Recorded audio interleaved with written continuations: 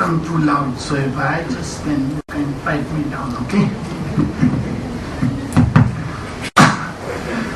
My young friends here and all our colleagues here at Ahmedabad University, it's absolutely a privilege and honor to get up and address all of you. Clearly, I was told that this is an inaugural topic and that you might be interested to hear what has been the experience of one person working in one industry for a long period of time.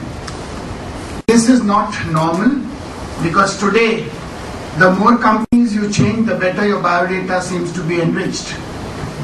But that privilege was not given to me because my father chose that the only thing I could do was get into his business, and therefore I found myself, educated or not, but getting into this business ever since I was a small kid. Incidentally, going back to the starting of Unichem, Unichem was founded as a proprietary concern way back in 1944. This was 3 years before independence even came to India. At that point of time, the situation in the pharmaceutical industry was such that we were totally dependent on imported products and companies which were manufacturing, were not manufacturing. They were all multinationals, most of them which have again come back here. In this scenario, my father did not qualify to be a pharmacist. He was actually went to England to do his, what they called in those days the Indian Civil Service.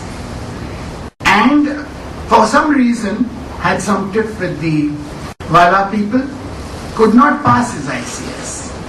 Then decided that he needed to do something, earn some degree, because he finally had borrowed some money because my father's father was a school teacher.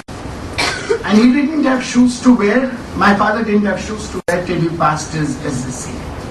So we never came from any great affluent background.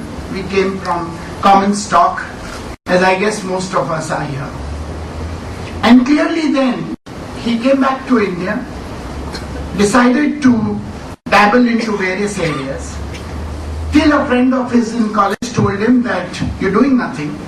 Why don't you join our family concern, which is a small pharmaceutical company in those days called Gajjar Standard Pharmaceuticals. And therefore, if you reach a turnover of, in those days, a lakh of rupees, we'll make you partner. And they found this young man a little too smart. So in 6 months, my father had reached that turnover. And then the family started getting a bit nervous. And anyway, that is how Unichem got founded on a borrowed capital of 5,000 rupees in a small garage. He had no background of medicine, leave alone pharmacy. What he used to do was basically have this Swadeshi feeling. If India has to find its feet, its millions of people must get affordable medicine. And therefore, let us see what we can do about it. The idea was to establish an Indian pharmaceutical company. In those days, friends, I know it's impossible for you to imagine. The only companies existing in those days were in Bengal, called Bengal Chemicals. And there was, of course, the famous company from Gujarat, Alembic Pharmaceuticals. These were the only companies existing at that point of time.